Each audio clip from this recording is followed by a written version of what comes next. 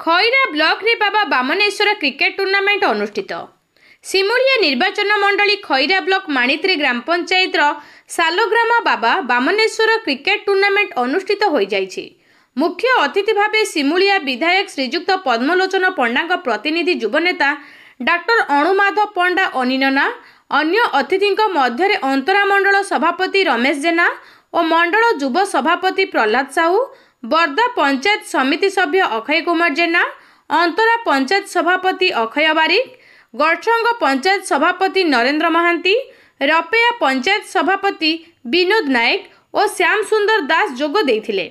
सेहीपरि युव नेतृवृंद मध्य देवव्रत ओझा, हरेश घड़ई, मनोरंजन घोष, दिलीप साहू, राजेंद्र दास, अरुण त्याड़ी, त्रिलोचन राउत, शरद कुमार जेना, अक्षय कुमार जेना और समस्त पंचायत आसीथिबा भारतीय जनता पार्टी कार्यकर्ता माने उपस्थित थिले।